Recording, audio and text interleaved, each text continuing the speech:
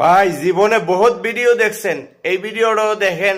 দেখা ভিডিওটা ভালো লাগলে একটা শেয়ার করে দিয়েন। কবরের বাস বসার আগে পচে যাবে মাটির দেহ, বন্ধু বান্ধব আত্মীয় স্বজন তোমার মনে রাখবে না কেহ।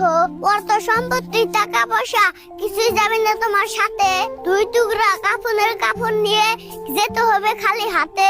তাই সময় থাকতে আমল করো, ইমান করো খাতি, তোমার আমার শেষ ঠিকানা তো ভাই এই 3.5 হাত মাটি।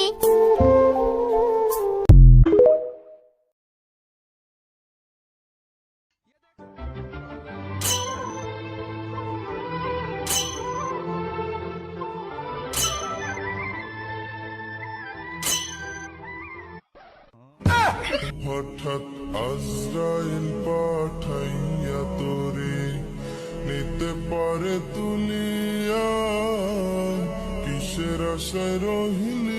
বিবেক খাটান।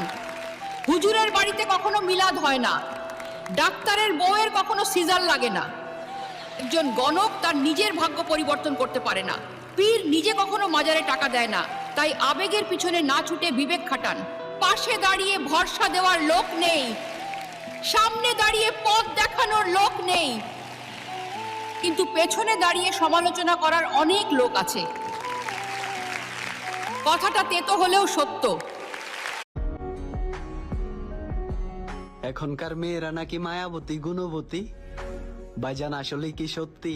আরে না, তারা হলো মিথ্যাবাদী প্রতারক, তাদের মনে থাকে শুধু শয়তানি বুদ্ধি। ছোট ভাই, বাস্তব একটা কথা কইলা, মনে দিলা শান্তি, মেয়েরা যে ধোকাবাজ সেটা আমি নিজে সাক্ষী। দেখ পোলাপান বুঝে কম, করে বেশি চিল্লা চিল্লি, মেয়েরা যে টাকার পাগল, এই কথাটা কইতে তো বুইলা গেলে।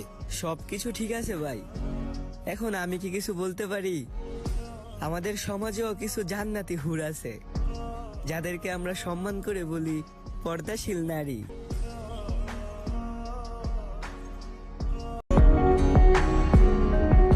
গরিব ঘরে জন্ম আমার, তাই টাকার অভাবে কিনতে পারি নাই সুখ।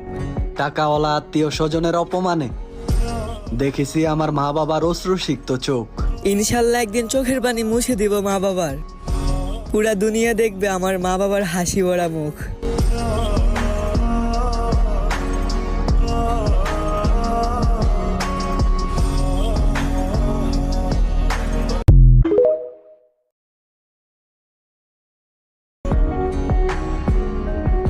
গরিব ঘরে জন্ম আমার, তাই টাকার অভাবে কিনতে পারি নাই সুখ।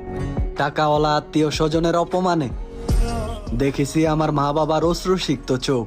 ইনশাল্লাহ একদিন চোখের পানি মুছে দিব মা বাবার,